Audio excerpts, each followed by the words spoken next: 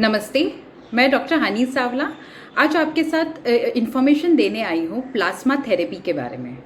कोविड-19 virus के चलते हुए प्लाज्मा थेरेपी ने एक आशा की नई किरण दिखाई है। क्या है ये प्लाज्मा थेरेपी, आओ जानते हैं।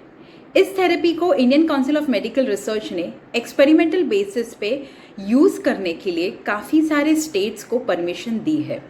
यूएसए तक ने इसको अप्रूव किया है कुछ टर्म्स एंड कंडीशंस के साथ में। प्लाज्मा हमारे ब्लड का 55% हिस्सा फॉर्म करता है। प्लाज्मा के अंदर लिक्विड हिस्सा होता है सीरम और होते हैं प्रोटीन्स। एक स्पेसिफिक प्रोटीन होता है जिसको कहा जाता है एंटीबॉडीज। जंतु का संक्रमण होता है तो उससे लड़ने के लिए एंटीबॉडीज प्रोड्यूस होते हैं। ये एंटीबॉडीज एक ऐसे प्रोटीन है जो बहुत सिलेक्टिव होते हैं, यानी कि इबोला वायरस के संक्रमण से जो एंटीबॉडी प्रोड्यूस हुई है वो कोविड-19 वायरस के साथ नहीं लड़ सकते। कोविड-19 के खिलाफ जो एंटीबॉडीज प्रोड्यूस हुई है वो इबोला वायरस के खिलाफ नहीं लड़ सकते। तो इसी तरीके से कोविड-19 का संक्रमण जब किसी पेशेंट को होता है तो उसकी बॉडी में कोविड-19 से लड़ने के लिए ये सिलेक्टिव प्रोटीन एंटीबॉडीज प्रोड्यूस होते हैं। प्लाज्मा थेरेपी को समझने के लिए हम पहले आपको एक एग्जाम्पल के रूप में समझाना चाहते हैं कि दो पेशेंट्स हैं।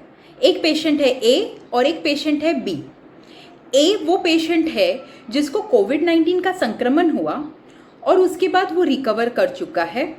फिर उसके दो टेस्ट होते कोविड-19 के, आरटी-पीसीआर टेस्ट किए जाते हैं 24 घंटे के गैप से और वो दोनों टेस्ट नेगेटिव आते हैं। उसके बाद वो अपना ब्लड डोनेट करता है 14 दिन के बाद। पेशेंट भी वो है जिसको कोविड-19 का संक्रमण हुआ है बट वो रिकवर नहीं हुआ है और उसको अभी कॉम्प्लिकेशन स्टार्ट हो रहे हैं। पेशेंट वो हो सकता है जिसको कोविड-19 का संक्रमण हुआ यानी इन्फेक्शन हुआ, उसके बाद उसकी बॉडी ने एंटीबॉडीज प्रोड्यूस की जिसके कारण वायरस का नाश हुआ। उसके बाद वो पेशेंट के ऊपर कोविड-19 की आरटी-पीसीआर टेस्ट की गई। ये 2 बार की जाती है ताकि हम श्योर हो सके कि ये नेगेटिव है। ये 2 बार नेगेटिव आने के बाद में भी 14 दिन तक पेशेंट को ऑब्जर्व किया जाता है कि उसको फीवर नहीं है और उसको कोई और सिम्टम्स भी नहीं है। तो टेस्ट नेगेटिव आने के 14 दिन तक अगर कुछ भी प्रॉब्लम ना हो तो उसके बाद ये पेशेंट ए जो होता है वो अपना ब्लड डोनेट कर सकता है। एफेरेसिस नाम के प्रोसेस से प्लाज्मा को ब्लड से सेपरेट किया जाता है।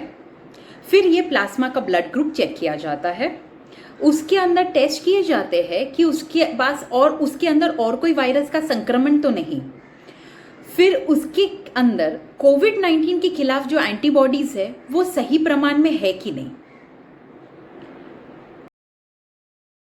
भी वो होता है जिसने स्वयं या उसके परिवार ने अनुमति दी है इस प्लाज्मा थेरेपी के लिए, जिसको कोविड-19 का संक्रमण हुआ है और उसके बाद रिकवरी नहीं हुई क्योंकि उसकी बॉडी ने इतने सारे एंटीबॉडीज नहीं प्रोड्यूस किए जो इस वायरस को मार सके और अभी उसके बॉडी में कॉम्प्लिकेशंस आना शुरू हुए हैं।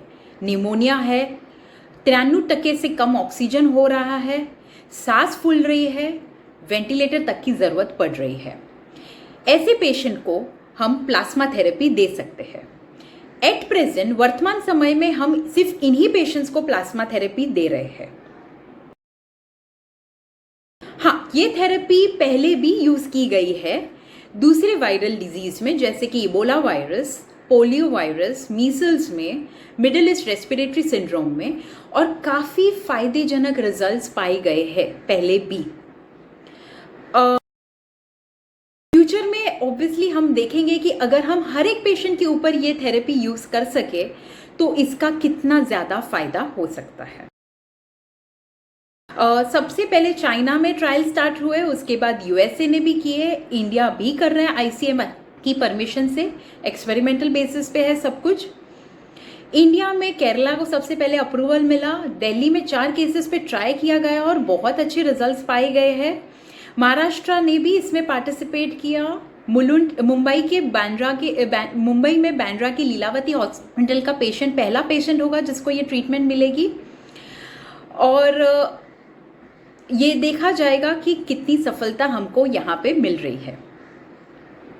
हाँ, अगर आपको कोरोना वायरस का संक्रमण हो चुका है, उसके बाद आप रिकवर कर चुके हैं, रिकवर होने के बाद में आपके टेस्ट नेगेटिव आए हैं, उस टेस्ट नेगेटिव आने से 14 दिन तक आपको सिम्टम्स नहीं आए, तो अभी 14 दिन कंप्लीट होने के बाद आप नायर हॉस्पिटल बॉम्बे सेंट्रल को कांटेक्ट कर सकते हैं।